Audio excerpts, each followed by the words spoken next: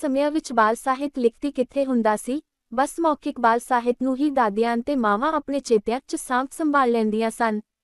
ਪੀੜ੍ਹੀ ਦਰ ਪੀੜ੍ਹੀ ਇਹੋ ਸਿਲਸਿਲਾ ਚੱਲਦਾ ਰਿਹਾ। ਮਾਂ ਜਦੋਂ ਆਪਣੇ ਬੱਚੇ ਨੂੰ ਲੋਰੀ ਸੁਣਾਉਂਦੀ ਤਾਂ ਉਸਦੇ ਤਨ ਮਨ ਵਿੱਚ ਇਹ ਸੁਹਾਵਣੀ ਜਿਹੀ ਤਰੰਗ ਦੌੜ ਜਾਂਦੀ ਅਤੇ ਤਰੰਗਤ ਬਾਲ ਕੂਕ ਸੌਂ ਜਾਂਦਾ। ਬੱਚਾ ਹੋਰ ਵੱਡਾ ਹੁੰਦਾ, ਉਹ ਆਪਣੀ ਦਾਦੀ, ਆਪਣੀ ਮਾਂ ਦੇ ਗੋਡੇ ਮੁੜ ਬੈਠ ਕੇ ਬਾਤਾਂ ਸੁਣਨ ਦੀ ਜ਼ਿੱਦ ਕਰਦਾ। ਬਾਤਾਂ ਸੁਣ ਕੇ ਹੀ ਹਟਦਾ। ਬਾਤਾਂ ਰਸੀਲੀਆਂ ਹੁੰਦੀਆਂ ਤੇ ਬੱਚਿਆਂ ਦਾ ਮਨੋਰੰਜਨ ਵੀ ਕਰਦੀਆਂ ਸਨ। ਬੱਚੇ ਬਾਤਾਂ ਮੁੜ ਸੁਣਨਾ ਪਸੰਦ ਕਰਦੇ ਸਨ। ਬੱਚਾ ਵੱਡਾ ਹੁੰਦਾ, ਉਸਦੀ ਸ਼ਖਸੀਅਤ ਉਸ ਨੂੰ ਸੁਣਾਈਆਂ ਬਾਤਾਂ ਅਤੇ ਲੋਰੀਆਂ ਵਰਗੀ ਹੀ ਹੁੰਦੀ। ਵਕਤ ਆਉਣ ਤੇ ਉਸ ਵਿਅਕਤੀਤਵ ਵਿੱਚੋਂ ਸੰਸਕਾਰਾਂ ਦੀਆਂ ਪੱਤੀਆਂ ਫੁੱਟ ਪੈਂਦੀਆਂ। ਪੁਰਾਣੇ ਸਮੇਂ ਦੀਆਂ ਬਾਤਾਂ ਪਰੀਆਂ, ਸ਼ਹਿਜ਼ਾਦਿਆਂ, ਰਾਜੇ ਰਾਣੀਆਂ, ਜਾਦੂਗਰਾਂ, ਦੇਵਤਿਆਂ, ਦੈਂਤਾਂ, ਅਲਾਦੀਨ ਦੇ ਚਿਰਾਗ, ਅਲੀ ਬਾਬਾ ਤੇ 40 ਚੋਰਾਂ ਵਰਗੇ ਪਾਤਰਾਂ ਨਾਲ ਭਰਪੂਰ ਹੁੰਦੀਆਂ ਸਨ। ਉਹ ਬੱਚੇ ਨੂੰ ਅਚੰਭੇ ਵਿੱਚ ਪਾ ਦਿੰਦੀਆਂ ਸਨ, ਕਰਿਸ਼ਮਾ ਦਿਖਾਉਂਦੀਆਂ ਸਨ। ਦੀਵੇ ਨੂੰ ਰਗੜ ਕੇ ਪੈਦਾ ਹੋਏ ਜਿੰਨ ਤੋਂ ਭਾਵੇਂ ਅਸੰਭਵ ਕੰਮ ਵੀ ਕਰਾ ਲਓ, ਕਰ ਦਿੰਦਾ ਸੀ। ਅਲੀ ਬਾਬਾ ਦੇ ਖੁੱਲ ਜਾ ਸਿਮ ਸਿਮ ਕਹਿਣ ਤੇ ਮੁੱਖ ਦੁਆਰ ਖੁੱਲ ਜਾਂਦਾ ਸੀ, ਭਾਵੇਂ ਉਸ ਸਮੇਂ ਤੀਕ ਆਵਾਜ਼ ਨੂੰ ਕਿਸੇ ਯੰਤਰਿਕ ਊਰਜਾ ਵਿੱਚ ਤਬਦੀਲ ਕਰਨ ਦੀ ਤਕਨੀਕ ਵਿਗਿਆਨ ਨੇ ਨਹੀਂ ਸੀ ਲੱਭੀ। ਹੋਰ ਬੜੀਆਂ ਕਹਾਣੀਆਂ ਹਨ ਜੋ ਬੱਚਿਆਂ ਦੇ ਸਿਰ ਉੱਪਰੋਂ ਦੀ ਲੰਘ ਜਾਂਦੀਆਂ ਹਨ। ਬਾਤਾਂ ਦਾ ਚਿੰਤਨ ਮੰਥਨ ਕਰਨ ਤੇ ਇੱਕੋ ਗੱਲ ਮਨ ਵਿੱਚ ਉੱਭਰਦੀ ਹੈ ਕਿ ਬਿਨਾਂ ਸ਼ੱਕ ਬਾਤਾਂ ਬੱਚਿਆਂ ਵਿੱਚ ਜਾਣਨ ਸੁਣਨ ਦੀ ਜਗਿਆਸਾ ਪੈਦਾ ਕਰਦੀਆਂ ਸਨ। ਉਸਦੀ ਕਲਪਨਾ ਉਡਾਨ ਭਰਦੀ, ਪਰ ਬਾਤਾਂ ਬੱਚਿਆਂ ਨੂੰ ਜ਼ਿੰਦਗੀ ਦੀ ਹਕੀਕਤ ਨਾਲ ਨਹੀਂ ਸਨ ਜੋੜਦੀਆਂ। ਉਨ੍ਹਾਂ ਦੀ ਸੋਚ ਨੂੰ ਤਿੱਖੇ ਕਰਨ ਦੀ ਬਜਾਏ ਖੁੰਦਾ ਕਰਦੀਆਂ ਸਨ। ਉਨ੍ਹਾਂ ਨੂੰ ਬੌਧਿਕ ਖੁਰਾਕ ਨਹੀਂ ਸਨ ਦਿੰਦੀਆਂ, ਜ਼ਿੰਦਗੀ ਦੀ ਜੱਦੋ-ਜਹਿਦ ਲਈ ਪ੍ਰੇਰਦੀਆਂ ਨਹੀਂ ਸਨ। ਬਾਲਾਂ ਦੇ ਮਨਾਂ ਵਿੱਚ ਡਰ, ਵਹਿਮ, ਪਾਖੰਡ, ਬੜਾ ਕੁਝ ਨਾ ਪੱਖੀ ਸਿਰਜਦੀਆਂ ਸਨ। ਉਨ੍ਹਾਂ ਦੇ ਸੁਤੰਤਰ ਵਿਕਾਸ ਵਿੱਚ ਭੋਰਾ ਕੋ ਅੜਿੱਕਾ ਜ਼ਰੂਰ ਪਾਉਂਦੀਆਂ ਸਨ। ਪ੍ਰਸਿੱਧ ਮਨੋਵਿਗਿਆਨੀ ਫਰਾਇਡ ਕਹਿੰਦਾ ਹੈ, ਬੱਚੇ ਦੀ ਉਮਰ ਦੇ ਮੁੱਢਲੇ 5 ਸਾਲ ਬੜੇ ਹੀ ਮਹੱਤਵਪੂਰਨ ਹੁੰਦੇ ਹਨ। ਇਹ ਪਲਾਸਟਿਕ ਪੀਰੀਅਡ ਹੁੰਦਾ ਹੈ। ਇਸ ਵਕਤ ਜਿਸ ਢਾਂਚੇ ਵਿੱਚ ਬੱਚੇ ਨੂੰ ਟਾਲੋਗੇ, ਉਸੇ ਤਰ੍ਹਾਂ ਟਲ ਜਾਵੇਗਾ। ਪੂਰੀ ਜ਼ਿੰਦਗੀ ਦੀ ਉਸਾਰੀ ਇਸੇ ਢਾਂਚੇ ਤੇ ਹੁੰਦੀ ਹੈ। ਜਿਸ ਪ੍ਰਕਾਰ ਬੱਚੇ ਦੇ ਸਰੀਰਕ ਵਿਕਾਸ ਲਈ ਆਹਾਰ ਲੋੜੀਂਦਾ ਹੁੰਦਾ ਹੈ, ਠੀਕ ਉਸੇ ਤਰ੍ਹਾਂ ਬੱਚੇ ਦੀ ਬੌਧਿਕਤਾ ਦੇ ਵਧਣ ਫੁੱਲਣ ਲਈ ਸਾਹਿਤਿਕ ਖੁਰਾਕ ਦੀ ਵੀ ਲੋੜ ਹੁੰਦੀ ਹੈ। ਇਹ ਸਾਹਿਤਿਕ ਖੁਰਾਕ ਬਾਲ ਸਾਹਿਤ ਪ੍ਰਦਾਨ ਕਰਦਾ ਹੈ। ਬਾਲ ਸਾਹਿਤ ਬੱਚੇ ਨੂੰ ਉੱਚੇ ਸੁੱਚੇ ਮਾਨਵੀ ਆਦਰਸ਼ਾਂ ਨਾਲ ਜੋੜਦਾ ਹੈ। ਬੱਚੇ ਵਿੱਚ ਸਮਾਜਿਕ ਸਰੋਕਾਰ ਅਤੇ ਮਾਨਵੀ ਗੁਣ ਪੈਦਾ ਕਰਦਾ ਹੈ। ਅਗਲੇ ਦੌਰ ਵਿੱਚ ਪੰਚਤੰਤਰ, ਹਿਤੋ ਉਪਦੇਸ਼ ਅਤੇ ਇਸਬ ਦੀਆਂ ਕਹਾਣੀਆਂ ਅੱਜ ਵੀ ਬਾਲ ਮਨਾਂ 'ਚ ਆਦਰਸ਼ ਗੁਣਾਂ ਦਾ ਸੰਚਾਰ ਕਰਦੀਆਂ ਹਨ। ਇਹਨਾਂ ਦੀ ਮਕਬੂਲੀਅਤ ਕਾਰਨ ਇਹਨਾਂ ਉੱਤੇ ਵਕਤ ਦੀ ਧੂੜ ਨਹੀਂ ਪਈ। ਫਿਰ ਉਹ ਵੀ ਦੌਰ ਆਇਆ ਜਦੋਂ ਮੈਕਸਿਮ ਗੋਰਕੀ ਨੇ ਬੱਚਿਆਂ ਨੂੰ ਪਾਇਨੀਅਰ ਸਿਖਾਇਆ, ਪ੍ਰਾਵਦਾ ਰਾਹੀਂ ਉਹਨਾਂ ਦੀ ਪਸੰਦ ਪੁੱਛੀ। ਬੱਚਿਆਂ ਦੇ ਢੇਰ ਸਾਰੇ ਖਤ ਆਏ।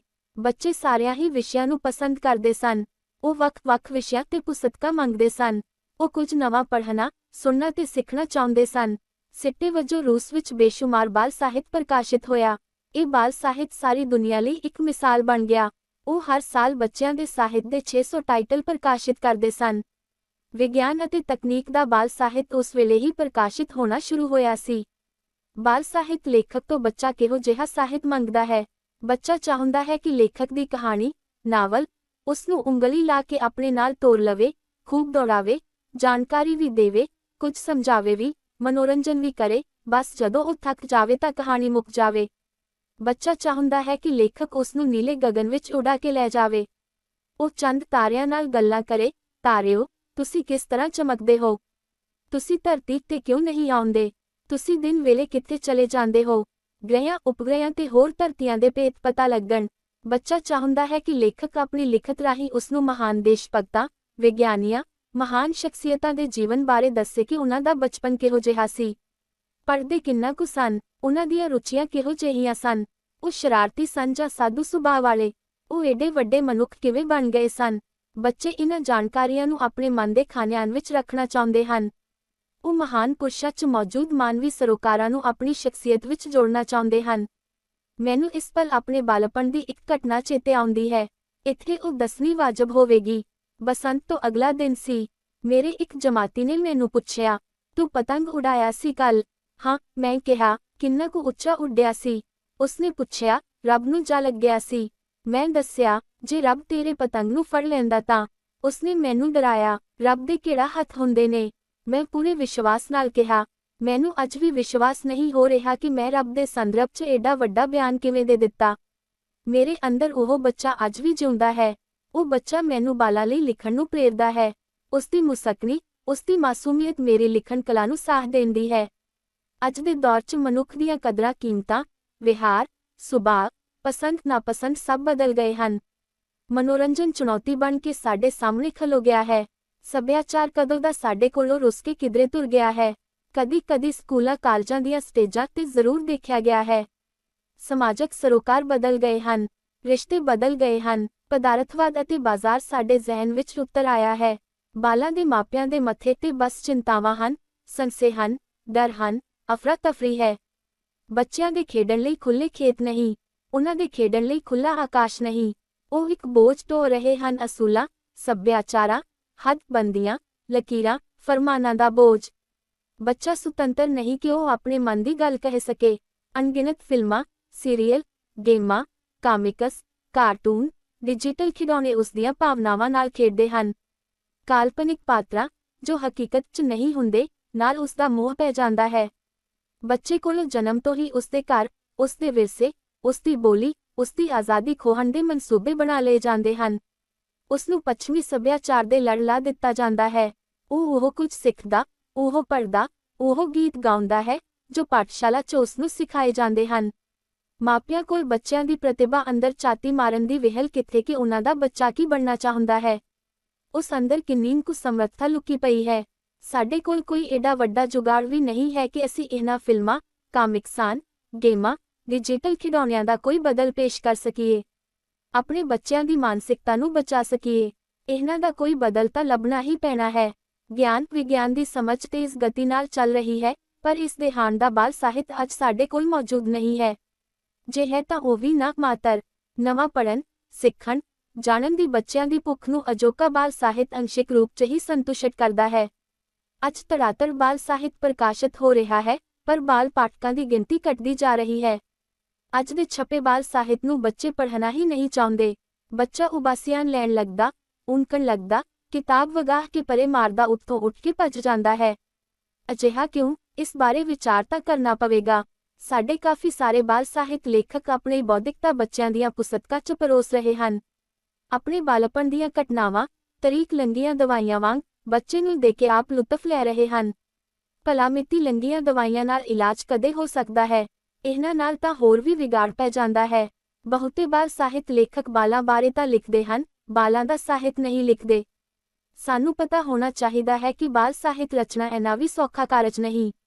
ਉਮਰ ਦੀਆਂ ਪੌੜੀਆਂ ਤੋਂ ਬੜਾ ਥੱਲੇ ਉਤਰਨਾ ਪੈਂਦਾ ਹੈ। ਆਯੂ ਗੁੱਟ ਅਨੁਸਾਰ ਲਿਖਣਾ ਪੈਂਦਾ ਹੈ। ਸਰਲ ਭਾਸ਼ਾ, ਸ਼ਾਦੀ ਬੋਲੀ 'ਚ ਬਾਲ ਰਚਨਾ ਕੁਝ ਸਮਝਾਉਂਦੀ ਹੋਵੇ, ਉਲਝਾਉਂਦੀ ਨਾ ਹੋਵੇ। ਧੁੰਦਲੇ ਸੰਕਲਪਾਂ ਦੀ ਛਾਪ ਨਾ ਛੱਡਦੀ ਹੋਵੇ। ਅੱਜ ਦਾ ਬਹੁਤਾ ਬਾਲ ਸਾਹਿਤ ਬੱਚਿਆਂ ਦੀਆਂ ਭਾਵਨਾਤਮਕ ਲੋੜਾਂ ਨੂੰ ਪੂਰੀਆਂ ਨਹੀਂ ਕਰਦਾ। ਬੱਚਿਆਂ ਦੇ ਸੁਭਾਅ 'ਚ ਆ ਰਹੇ ਵਿਗਾੜਾਂ ਅਤੇ ਸਰੋਕਾਰਾਂ ਦੇ ਸੁਧਾਰ ਵੱਲ ਕੋਈ ਕਦਮ ਨਹੀਂ ਪੁੱਟਦਾ, ਸਗੋਂ ਸਿੱਖਿਆਵਾਂ, ਸਮਝਾਉਣੀਆਂ, ਬੌਧਿਕ ਅਨੁਭਵ, ਤਜਰਬਿਆਂ, ਕਸੀਆਂ ਪਿਟੀਆਂ ਯਾਦਾਂ ਨਾਲ ਨੱਕੋ-ਨੱਕ ਭਰਿਆ ਪਿਆ ਹੈ। ਅੱਜ ਪੁਲਾੜ ਯੁੱਗ 'ਚ ਸਾਡੇ ਬੱਚੇ ਨੂੰ ਵਿਗਿਆਨਕ ਜਾਣਕਾਰੀ ਬੜੀ ਘੱਟ ਹੈ। ਉਹ ਸੱਖਣਾ, ਊਣਾ ਮਹਿਸੂਸ ਕਰ ਰਿਹਾ ਹੈ। ਹੁਣ ਲੋਰੀਆਂ ਬੱਚੇ ਦੀ ਰੂਹ ਨੂੰ ਤਰੰਨੁਮ 'ਚ ਨਹੀਂ ਲਿਆਉਂਦੀਆਂ। ਅੱਜ ਜਦੋਂ ਚਾਰੇ ਪਾਸੇ ਅਨਿਸ਼ਚਿਤਤਾ ਦਾ ਮਾਹੌਲ ਹੈ, ਆਧੁਨਿਕਤਾ ਦੀ ਬੇਸਮਝ ਦੌੜ ਹੈ, ਇਸ ਸਮੇਂ ਬਾਲ ਸਾਹਿਤ ਬੱਚੇ ਨੂੰ ਸਹੀ ਰਾਹ 'ਚ ਤੁਰਨ ਵਿੱਚ ਉਸ ਦਾ ਮਦਦਗਾਰ ਬਣ ਸਕਦਾ ਹੈ। ਆਪਣੀ ਮਿੱਟੀ, ਆਪਣੇ ਵਿਰਸੇ ਨਾਲ ਜੋੜਨ ਲਈ ਸੂਤਰਧਾਰ ਬਣ ਸਕਦਾ ਹੈ। ਬਾਲ ਸਾਹਿਤ ਨੂੰ ਗਤੀਸ਼ੀਲ ਕਰਨ ਹਿੱਤ ਜੋ ਉੱਦਮ ਅੱਜ ਹੋ ਰਹੇ ਹਨ, ਮੈਂ ਉਹਨਾਂ ਦਾ ਵੀ ਇੱਥੇ ਜ਼ਿਕਰ ਕਰਨਾ ਚਾਹਾਂਗਾ। ਭਾਸ਼ਾ ਵਿਭਾਗ ਹਰ ਸਾਲ ਬਾਲ ਸਾਹਿਤ ਲੇਖਕਾਂ ਨੂੰ ਪੁਰਸਕਾਰ ਦਿੰਦਾ ਹੈ। ਉਹਨਾਂ ਦੇ ਖਰੜੇ ਪ੍ਰਕਾਸ਼ਿਤ ਕਰਨ ਲਈ ਮਾਲੀ ਮਦਦ ਵੀ ਕਰਦਾ ਹੈ। ਬਾਲਾਂ ਵਾ ਸਾਹਿਤਿਕ ਮੁਕਾਬਲੇ ਆਯੋਜਿਤ ਕਰਦਾ ਹੈ। ਰੋਜ਼ਾਨਾ ਅਖਬਾਰ ਬਾਲਾਂ ਲਈ ਰੰਗ ਬਰੰਗੇ ਫੀਚਰ ਛਾਪ ਰਹੇ ਹਨ, ਜੋ ਬੜੇ ਹਰਮਨ ਪਿਆਰੇ ਹਨ। ਪੰਜਾਬ ਸਕੂਲ ਸਿੱਖਿਆ ਬੋਰਡ ਬੱਚਿਆਂ ਲਈ ਪੰਖੜੀਆਂ ਅਤੇ ਪ੍ਰਾਇਮਰੀ ਸਿੱਖਿਆ ਪ੍ਰਕਾਸ਼ਿਤ ਕਰਦਾ ਹੈ। ਮਾਹਲਪੁਰ ਤੋਂ ਬਲਜਿੰਦਰ ਮਾਨ ਸਿਰ ਨਾਲ ਨਿੱਕੀਆਂ ਕਰੂੰਬਲਾਂ ਰਾਸਾਲਾ ਬਾਲਾਂ ਲਈ ਕੱਢ ਰਿਹਾ ਹੈ। ਹੁਣੇ ਪਟਿਆਲੇ ਤੋਂ ਇੱਕ ਖੂਬਸੂਰਤ ਅਤੇ ਮਿਆਰੀ ਬਾਲ ਰਾਸਾਲਾ, ਬਾਲਪ੍ਰੀਤ ਨਿਕਲਣ ਲੱਗਾ ਹੈ। ਇਸ ਦਾ ਸੰਪਾਦਨ ਡਾਕਟਰ ਦਰਸ਼ਨ ਸਿੰਘ ਆਸ਼ਟ ਕਰ ਰਹੇ ਹਨ। ਪ੍ਰੀਤ ਲੜੀ 'ਚ ਬੱਚਿਆਂ ਦੇ ਪੰਨੇ ਬੜੇ ਦਿਲ ਲੁਭਾਉਣੇ ਹੁੰਦੇ ਹਨ। ਨੈਸ਼ਨਲ ਬੁੱਕ ਟਰੱਸਟ ਨੇ ਡਾਕਟਰ ਬਲਦੇਵ ਸਿੰਘ ਬੱਦਨ ਦੀ ਸੁਯੋਗ ਰਹਿਨੁਮਾਈ 'ਚ ਬਾਲ ਸਾਹਿਤ ਦੇ ਤਕਰੀਬਨ 100 ਟਾਈਟਲ ਪ੍ਰਕਾਸ਼ਿਤ ਕਰਨ ਦਾ ਮਾਣ ਹਾਸਲ ਕੀਤਾ ਹੈ। ਇਹ ਪੁਸਤਕਾਂ ਹੋਰ ਭਾਰਤੀ ਭਾਸ਼ਾਵਾਂ ਤੋਂ ਪੰਜਾਬੀ ਵਿੱਚ ਅਨੁਵਾਦ ਕੀਤੀਆਂ ਗਈਆਂ ਹਨ। ਇਸ ਪ੍ਰਕਾਰ ਹੋਰਨਾਂ ਭਾਸ਼ਾਵਾਂ, ਹੋਰ ਸੱਭਿਆਚਾਰਾਂ ਦੀ ਪੰਜਾਬੀ ਬੱਚਿਆਂ ਨਾਲ ਸਾਂਝਾ ਪੁਆਈ ਗਈ ਹੈ। ਇਹ ਬੜਾ ਠੋਸ ਅਤੇ ਸਾਰਥਕ ਉੱਦਮ ਹੈ। 2010 ਤੋਂ ਭਾਰਤੀ ਅਕਾਦਮੀ ਨੇ 24 ਭਾਰਤੀ ਭਾਸ਼ਾਵਾਂ ਦੇ ਬਾਲ ਸਾਹਿਤ ਲੇਖਕਾਂ ਨੂੰ ਪੁਰਸਕਾਰ ਦੇਣੇ ਆਰੰਭ ਕੀਤੇ ਹਨ। ਇੰਜ ਬਾਲ ਸਾਹਿਤ ਦਾ ਮਹੱਤਵ ਪਛਾਣਿਆ ਗਿਆ ਹੈ। ਪੰਜਾਬੀ ਚ ਸਾਹਿਤ ਅਕਾਦਮੀ ਦਾ ਪਹਿਲਾ ਸਨਮਾਨ ਜਸਵੀਰ ਸਿੰਘ ਭੁੱਲਰ ਨੂੰ ਪੁਸਤਕ ਪਾਤਾਲ ਦੇ ਗਿੱਠ-ਮੁੱਠੀਏ ਸਹੀ ਮਿਲਿਆ। ਫਿਰ ਡਾਕਟਰ ਦਰਸ਼ਨ ਸਿੰਘ ਆਸ਼ਟ ਨੂੰ ਤੇ ਮਗਰੋਂ ਮਨਮੋਹਨ ਸਿੰਘ ਦਾਊ ਨੂੰ ਸਾਹਿਤ ਅਕਾਦਮੀ ਦਾ ਇਹ ਸਨਮਾਨ ਹਾਸਲ ਹੋਇਆ ਹੈ। ਇਹ ਇੱਕ ਸ਼ੁਭ ਸ਼ਗਨ ਹੈ।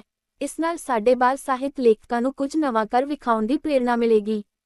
ਅਜੇ ਬੜਾ ਕੁਝ ਕਰਨਾ ਬਾਕੀ ਹੈ। ਸਕੂਲਾਂ 'ਚ ਲਾਇਬ੍ਰੇਰੀਆਂ ਲਾਜ਼ਮੀ ਹੋਣੀਆਂ ਚਾਹੀਦੀਆਂ ਹਨ, ਜਿੱਥੇ ਬਾਲਾਂ ਲਈ ਸਾਹਿਤ ਉਪਲਬਧ ਹੋਵੇ। ਸਕੂਲ ਟਾਈਮ ਟੇਬਲ 'ਚ ਬਾਲ ਸਾਹਿਤ ਪੜ੍ਹਨ ਦੇ ਪੀਰੀਅਡ ਹੋਣ। ਬਾਲਾਂ ਨਾਲ ਬਾਲ ਸਾਹਿਤ ਦੇ ਲੇਖਕਾਂ ਨਾਲ ਰੂ ਕਰਾਇਆ ਜਾਵੇ। ਸਿੱਖਿਆ ਅਤੇ ਬਾਲ ਸਾਹਿਤ ਦਾ ਇੱਕ ਖੂਬਸੂਰਤ ਤਾਲਮੇਲ ਹੋਵੇ। ਅਧਿਆਪਕ ਬੱਚਿਆਂ ਨੂੰ ਪੁਸਤਕਾਂ ਪੜ੍ਹਨ ਦੀ ਚੇਟਕ ਲਾਵੇ। ਸਕੂਲਾਂ ਵਿੱਚ ਮੈਗਜ਼ੀਨ ਪ੍ਰਕਾਸ਼ਿਤ ਕਰਨ ਦਾ ਹੁਕਮ ਇੱਕ ਵਧੀਆ ਉਪਰਾਲਾ ਹੈ। ਕਿੰਨੇ ਦੁੱਖ ਦੀ ਗੱਲ ਹੈ ਕਿ ਉੱਚ ਸਨਮਾਨ ਪ੍ਰਾਪਤ ਪੁਸਤਕਾਂ ਦੁਕਾਨਾਂ ਤੇ ਨਹੀਂ ਮਿਲਦੀਆਂ। ਪ੍ਰਕਾਸ਼ਕ ਦੌਲਤ ਦੀ ਅੱਖ ਨਾਲ ਮਿਣਤੀ ਕਰਕੇ ਹੀ ਕਿਤਾਬਾਂ ਛਾਪਦੇ ਹਨ। ਕਈ ਲੇਖਕਾਂ ਦੀ ਤਾਂ ਘਰ ਫੂਕ ਕੇ ਤਮਾਸ਼ਾ ਦੇਖਣ ਵਾਲੀ ਗੱਲ ਹੋ ਜਾਂਦੀ ਹੈ। ਲੇਖਕਾਂ ਨੂੰ ਮਿਲ ਕੇ ਕੋਈ ਤਰਕੀਬ ਸੋਚਣੀ ਪੈਣੀ ਹੈ ਕਿ ਵਾਜਬ ਕੀਮਤਾਂ, ਵਧੀਆ ਛਪਾਈ, ਰੰਗ ਬਰੰਗੇ ਚਿੱਤਰਾਂ ਵਾਲੀਆਂ ਕਿਤਾਬਾਂ ਬੱਚਿਆਂ ਨੂੰ ਕਿੰਜ ਦਿੱਤੀਆਂ ਜਾਣ। ਇਸ ਕਾਰਜ 'ਚ ਕਿਸੇ ਨੂੰ ਤਾਂ ਅੱਗੇ ਆਉਣਾ ਹੀ ਪਏਗਾ। ਮੈਂ ਮੌਜੂਦਾ ਬਾਲ ਸਾਹਿਤ ਤੋਂ ਕਾਫੀ ਹੱਦ ਤੱਕ ਸੰਤੁਸ਼ਟ ਵੀ ਹਾਂ। ਮੇਰੀ ਦਿਲੀ ਰੀਝ ਹੈ ਕਿ ਪੰਜਾਬੀ ਬਾਲ ਸਾਹਿਤ ਲੇਖਕ ਮਿਹਨਤ ਕਰਨ, ਤਾਂ ਜੋ ਬਾਲ ਸਾਹਿਤ ਪੂਰੇ ਜਲਾਉ ਨਾਲ ਵਿਸ਼ਵ ਦੀਆਂ ਹੋਰ ਭਾਸ਼ਾਵਾਂ ਦੇ ਬਾਲ ਸਾਹਿਤ ਦੇ ਬਰਾਬਰ ਖਲੋ ਸਕੇ।